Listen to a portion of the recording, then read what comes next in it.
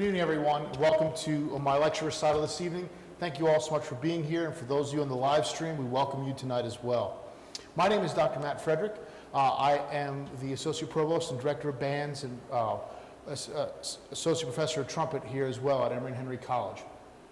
And it's my privilege to be here tonight. Before I even start, I want to say a great big thank you to the MCA staff and Tim Flanagan for all the work that they've done in putting this together, a behind-the-scenes part, working for our students as well, and it is much appreciated, and thank you very much. And now we'll begin.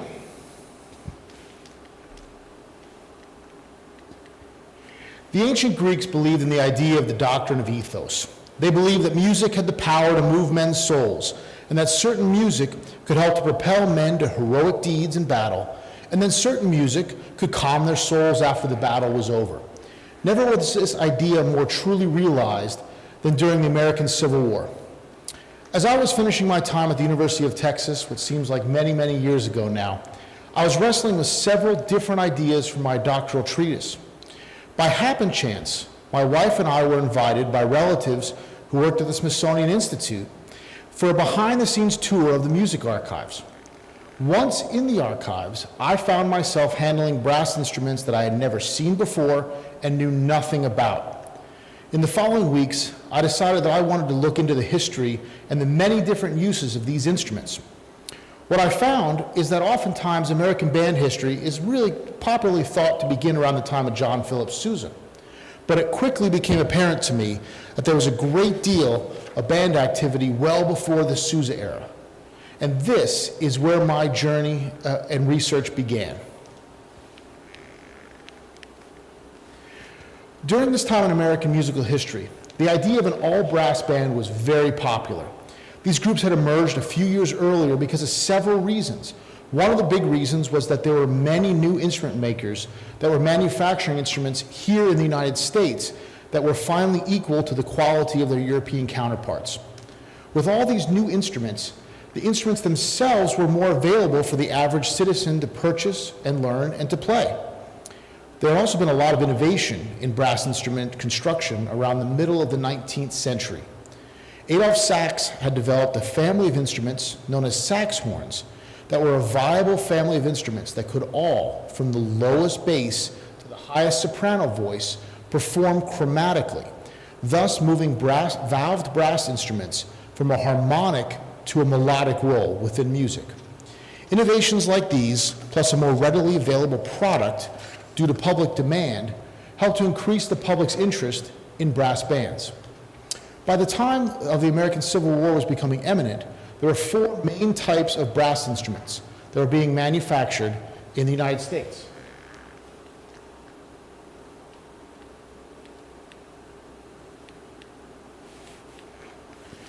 You had bell front instruments,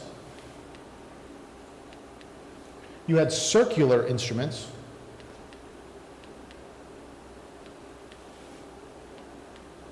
you had upright instruments, and you had over-the-shoulder instruments. Tonight, I'm very, very fortunate, and we'll be talking about a little later on, that I'll be performing on a bell front instrument. And this type of instrument has rotary valves. The piston valve was not yet invented yet, and for lack of a better word, you hold it like you're eating a sandwich. So this is a bell front instrument. Now, the last type of instrument that we have up here on the screen, the over-the-shoulder instrument, was an American innovation and is often most closely associated with the American Civil War. It was created by a band leader and music store owner by the name of Dodworth. He was trying to promote this new type of instrument over the existing models, meaning the bell front, circular, and the uprights.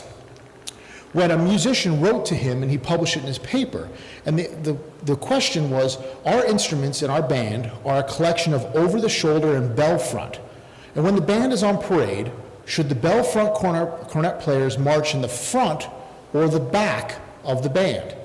The editor, Dodworth, presumably in humor, wrote that one should put the cornet players in the front and make them march backwards so that the sound of all the instruments will go the same way. It might be a little inconvenient for them, but they richly deserve it for being so stupid as to get front cornets to use with over-the-shoulder instruments. Now, the military had a strong need for music as the Civil War was beginning for a variety of reasons. One of the needs was for recruitment. The Army would advertise that a particular band was going to be attached to a particular regiment. Now, these bands were so popular that many men, thinking the war would be short and painless, would enlist with certain regiments just so that they could hear a particular band every evening. Now, these are the same bands that most people would have to buy a ticket in order to listen to those bands, and now their rationale was that they themselves would be paid to listen to the bands. You have to remember, this is well before radio, before CDs, before records, so this was exactly the type of entertainment that you'd be looking for. Now, once the soldiers were in camp, the bands could provide a much-needed boost of morale, and when times were difficult, the bands would try to lift the spirits of the men with a stirring concert of patriotic melodies and fast, uplifting music. On long marches, the bands were able to break up the monotony of the march by performing during the journeys. In short, military leaders realized the power of music in moving the men, thus enacting that Greek idea of the doctrine of ethos. There were two types of bands that were common in the military. The first type was a band that was made up of volunteers from the existing troops. And the other type were bands that were already established, either community or town bands or professional bands that entered service altogether. This practice of forming military bands was common in both the North and in the South. The bands that were professional before the war were often paid a large sum of money for their service. There's an account of one band leader charging $3,000 for his services alone. Now, the average soldier was assessed a tax in order to pay for the bands. And most, when they found out about it, were not really happy. Imagine your pay getting docked just because now you have a different band to listen to. One of the big differences that we'll talk about in a little bit were the uniforms of the opposing bands. In the North, the musicians were issued standard uniforms that matched the uniforms of the regiments that they were attached to. Now, in the South, however, the government had a recommended uniform, but they would not provide the uniforms to the soldiers. So as a result, the uniforms of many Southern troops can be varied and sometimes mismatched.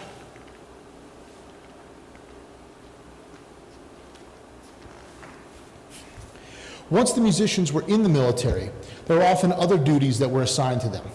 When not performing or rehearsing, it was not uncommon to find the musicians working in the kitchen. And during a battle, the musicians usually made up the bulk of the ambulance corps. This ambulance duty consisted of manning the wagons and shuttling the wounded from the front lines to the hospitals in the rear. Once the musicians brought the wounded to the hospitals, their work was not done. Oftentimes, the musicians would serve as assistants to the doctors. An example of this comes with the Battle of Gettysburg. One musician wrote in his journal that the wounded could be counted by the thousands. To and from our hospitals, the ambulance were running all day, and even during the night, the surgeons were amputating limbs, and frequently the severed arms and legs reached the level of the table, and under the intense heat of July, the particular stench was unbearable. Now, they also talked about the idea that afterwards, they would talk about no anesthetics were used, and all these things were very vivid in the journals of the musicians that you see here. Now, there are two particular bands that I would like to talk about this evening. The first band is the 114th Pennsylvania Zouaves Regimental Band, and also the 26th North Carolina Regimental Band, the Pride of Tarhelia. Now, the uniform of the 114th was based upon the French fighting forces that saw service in Africa. The uniform was made up of red pants, a blue waist sash, blue jacket, white leggings, and a white turban. This unusual uniform helped to make the band stand out. This band was also unique in that it had a patron. The 114th was sponsored by a wealthy wool merchant from their hometown of Germantown, Pennsylvania. Now, this merchant made sure that the band was always outfitted in new uniforms, while many others were struggling just to find material to patch holes in theirs. In addition, the wool merchant made sure the musicians always had new instruments. As the band's instruments were in need of repair, the patron would take up a collection from the local community and have a local instrument maker make a new set of matching instruments for them. The men of the 114th were initially very excited about joining the war effort. The men thought they would be away from home for a very short time and did not think that they would have to honor the extended contracts that they signed. This band was so popular in the Philadelphia area that they performed a farewell concert at the Academy of Music in downtown Philadelphia. The Academy of Music is where the Philadelphia Orchestra performed for many, many years before moving to the present-day Kimmel Center. Following this send-off concert, the band reported to camp outside Washington, D.C. The band was immediately very upset at their living conditions.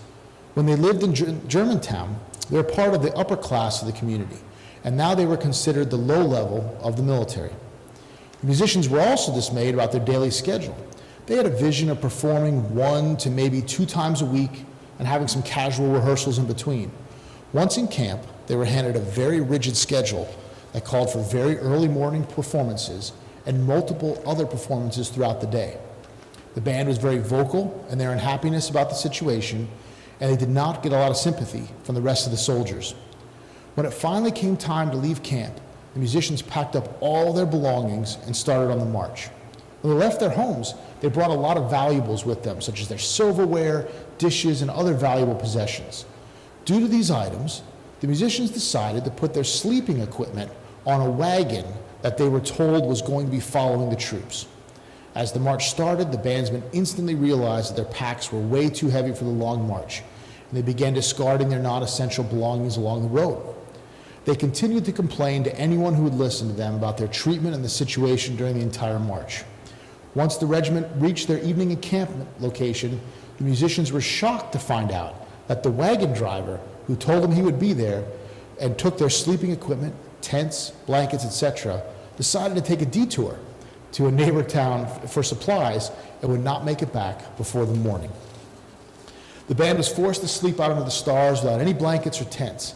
Of course, they complained mightily about their current predicament, but the rest of the regiment was tired of the complaints. When the band woke up the next morning, they went to find coffee, but were shocked to first find out that they were all abandoned by the banks of the Rappahannock River, and then realized that they were not alone, but in fact surrounded by Confederate forces. During the night, the Confederate Army had crossed the river to attack the Union forces, but the Union soldiers realized the approaching force and escaped. But everyone was tired of the complaining musicians and never bothered to wake them up. The band was immediately captured and sent off to prison camp at Libby Prison in Richmond, Virginia. Once at the prison, the musicians quickly realized that they should never have been complaining about their situation, because now everything was much, much worse. The room that the musicians were held in was located directly above the prison morgue, and every morning they could see the bodies from the previous night on the floor below them. One thing that was an advantage for the musicians was their clothing. Since they had plenty of extra clothes with them, they were able to sell them through one of the walls of the prison. Once they sold their extra items out one wall, they would travel to a different wall, and they were able to buy various food products on the other side. Because of their patron, they were able to sustain their health throughout their incarceration. The musicians were also very fortunate in that they were captured early in the war, because prisoner exchange was still a common practice. The musicians were eventually exchanged for Confederate prisoners and were ecstatic to be returning to the outside world. They wrote in their journals that they were very happy that they got some brandy from the boat captain that picked them up from Libby Prison. There's a common theme throughout all their journals of happiness being directly tied to alcohol and tobacco whenever there's the opportunity.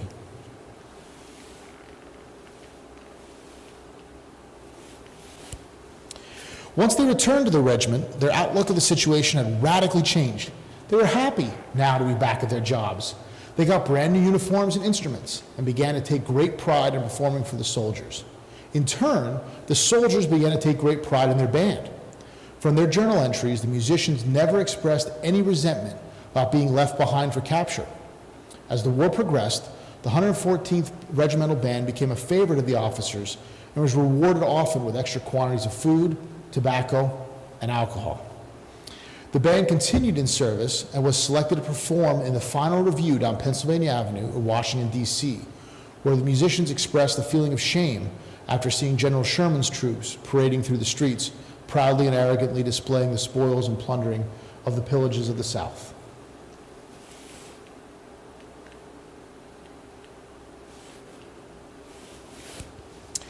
The story of the 26th North Carolina Regimental Band is an interesting exercise in compare and contrast to the story of the 114th Zouaves.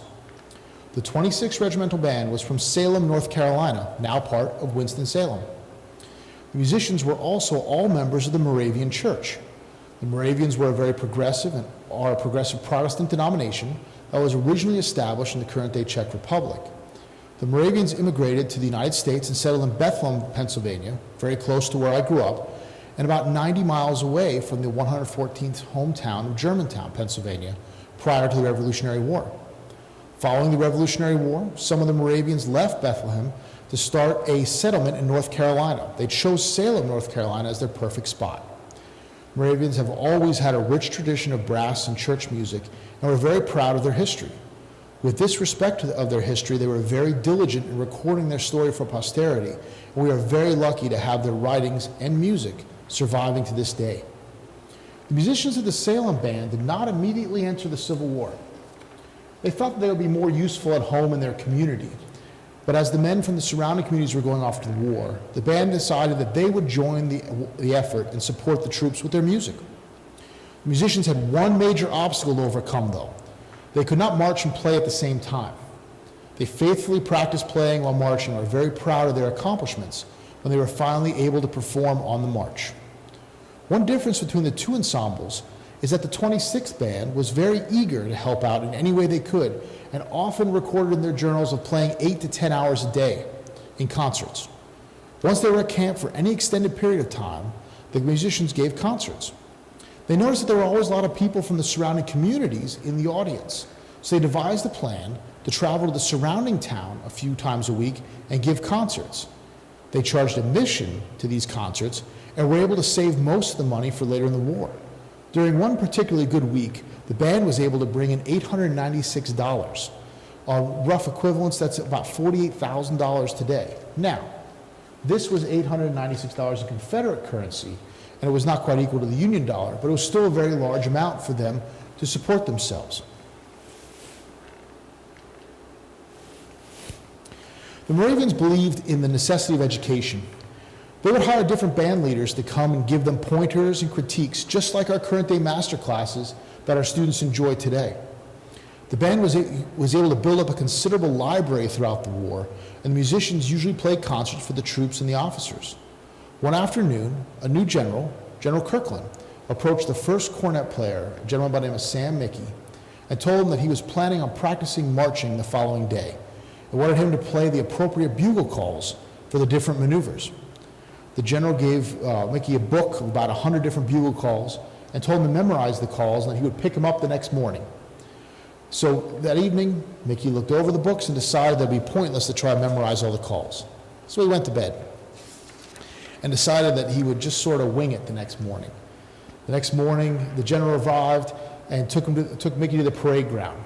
So I have this picture in my head now of sort of what things are looking like, and imagining that the general gives Mickey command and he blows a bugle call. And he just makes up. So let's say the call is for forward march. And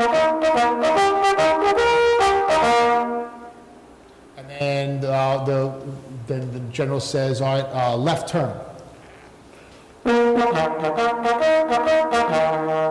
Now, none of these are correct, so no one also has any idea what's going on. So you can sort of just imagine this idea of just haphazard motion happening, and you can also envision that the general is just getting more and more mad over this whole situation. Now, the good part about this is that this was the very last time that anyone in the band was ever asked to play bugle calls for the rest of their time in service. Now, shortly after this sort of experience with the bugle calls, the general state of the Confederacy took a turn for the worse. And as conditions grew worse for the military, the band suffered as well. They had used up all their savings to buy the basic food necessities, and now were no longer being paid for their service. As things were looking bleak, one of the musicians wrote a letter home saying, "A time will show when the end will be, and I care not much how soon it comes." Eventually, the band was captured and placed in a Union prison camp for the remainder of the war. The musicians wrote of the poor sanitary conditions and were very worried about getting sick and dying before they got home. Eventually, they were released one by one, and finally all made it back home. We are very fortunate that the entire library of the 26th North Carolina Regimental Band has survived and is the only surviving complete set of band books in the Confederacy. There are 7 sets of books, all handwritten, and are all generally in very good condition. Some of the books have various stains on them from heavy use. There's even one, and I've seen it, so it is absolutely true, one life-saving book in the collection. One afternoon, the band came under heavy enemy fire, and one of the musicians fell to the ground, apparently shot. When the other musicians rushed to his side, they reached inside of his jacket and pulled out a band book. And there, embedded in the front cover, right there, was the mini ball. So in this case, the music literally saved his life.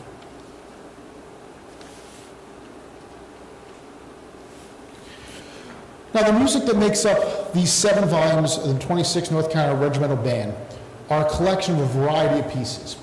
I feel very fortunate that during the time of my research, I was given wonderful access to the Moravian Music Archives over in Winston-Salem.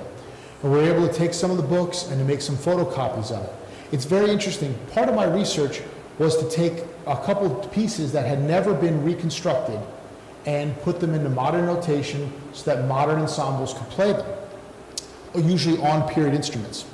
Now, it was always very interesting because the first cornet players, the penmanship was perfect, just beautiful.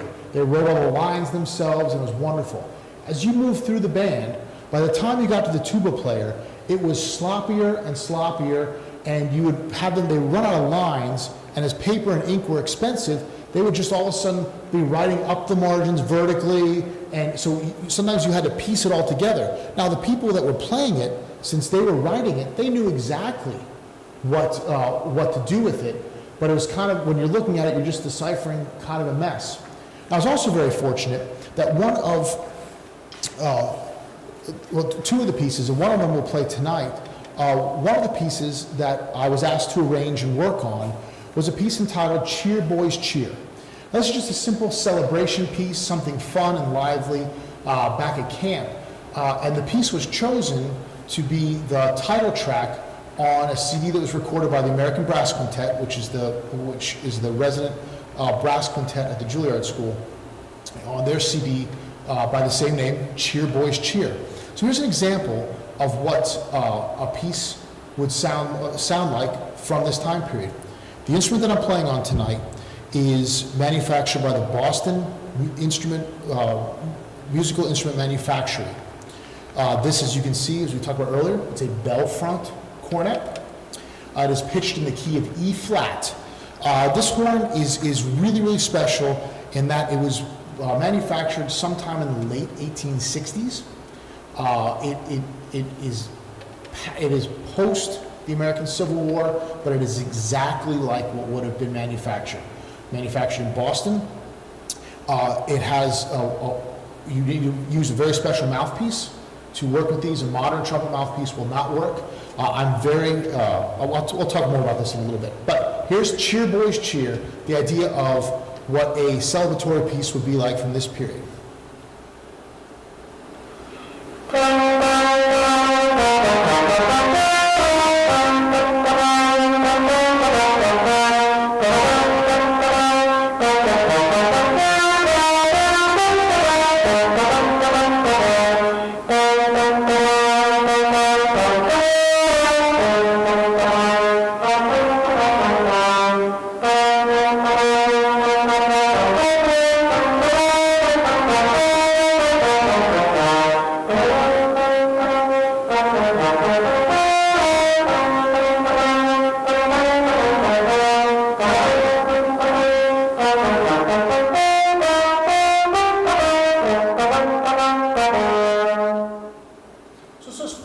Lighthearted pieces like that.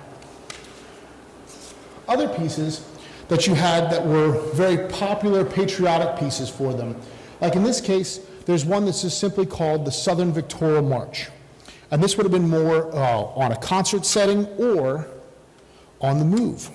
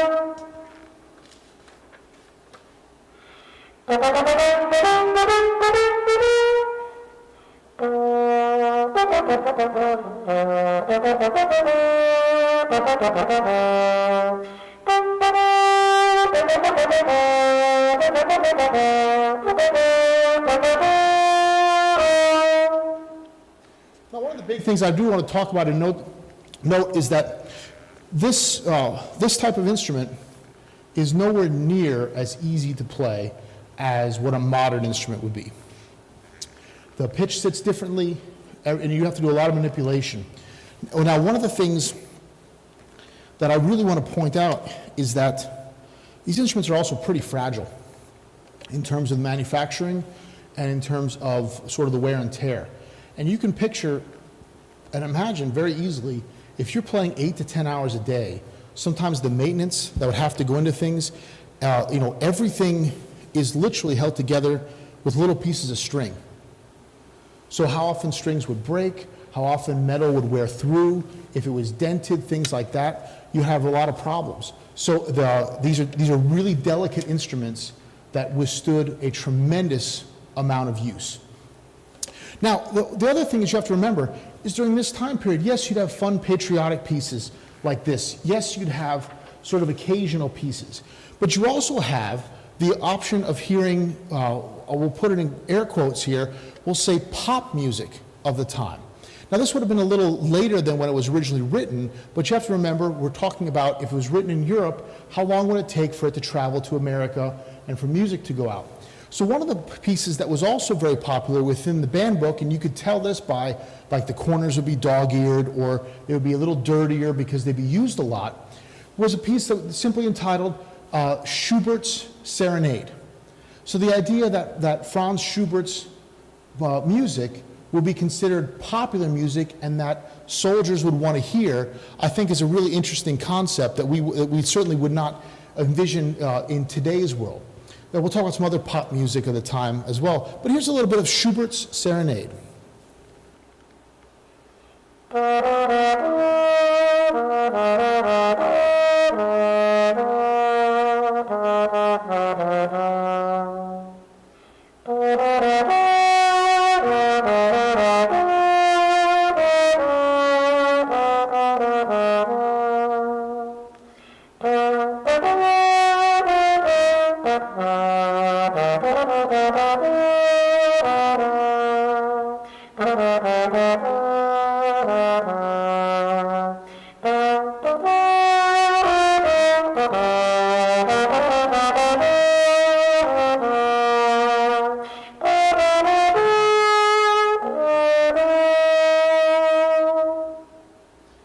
Considered very the type of music that the men in the camp would have really, really wanted to hear. Now, another one that again we wouldn't think of necessarily as pop music, but there's another one of a piece called a Travatory quick step off of the famous Verdi opera. Again, would have been pop music of the day. This piece would have been written in 1853, so we're talking about within a 15-year time span of when it was originally written to now we see it being transcribed and written for brass bands.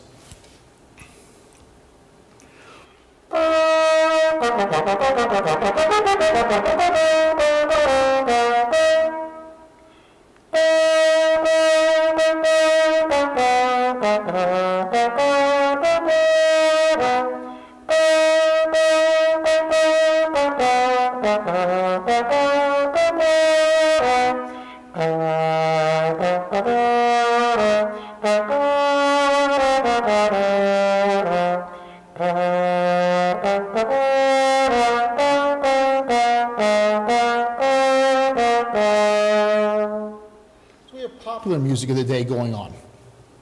Now, one of the pieces that I was very fortunate, one of my projects was to work on, one of the pieces, another piece that was recorded was one called a 21st Regiment Quick Step. Now, we can do some thinking here. We know we have the 26th North Carolina Band. So what are they doing with a piece of music in their band books, written out, that's called the 21st Regiment Quick Step? What this is a great example of is this kind of masterclass idea. When they're in camps, they're looking for the other bands that might be attached with any other unit, and they're all sitting down and basically just trading their band books. And they're all copying like mad. Now again, each player is responsible for their own.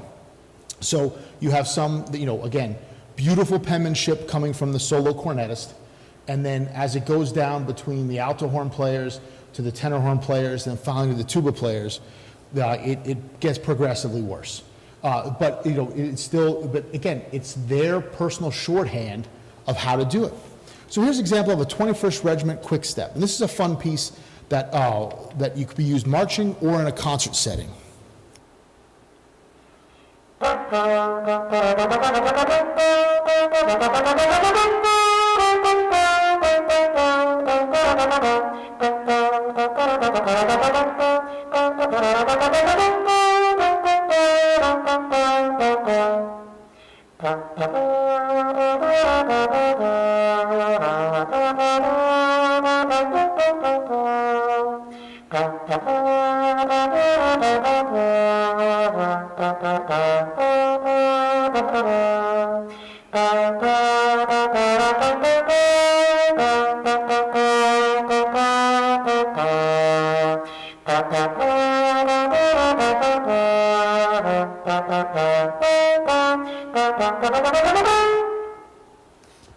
So there's the 21st Regiment Quick Step. Now another piece that would have been borrowed, and again you have various different functions. So unfortunately one of the functions that bands would have would be for funerals. So what we have here this is from the 33rd Band simply entitled Dead March. So this would have been a march used for funeral processions.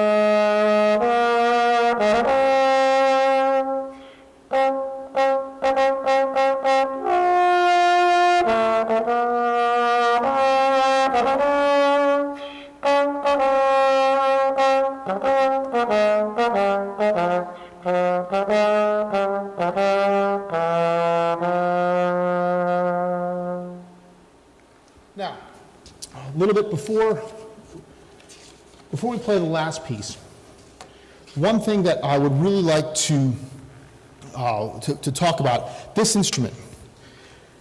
I was very, very fortunate and extremely blessed. I've been looking for an authentic period instrument for about the past 17, 18 years now. And they're very, as you can imagine, they're really difficult to find. And when you do find them, sometimes the prices can be just astronomical. So I'd sort of resigned myself that, maybe, and my sons know that every time we go to an antique store, their number one job is to look for trumpets. So they're always scouring the shelves trying to find that hidden barn find gem that someone has in a back corner. And so far we've been striking out. We have yet to find one. And my parents had shared some music with some friends of theirs, and I got an email out of the blue from an old family friend, and I think she's listening tonight, so Judy Westenhofer, hello and thank you, that she contacted me and said that she had an old trumpet that had been in her family, and was that anything I was interested in? And I do collect trumpets, and so I said, sure. And so she sent me a picture, and I couldn't believe it when she sent me a picture of the trumpet, and it was this one. And I thought, well, wow, I have, that's exactly what I've been looking for. And it was in really, really good shape.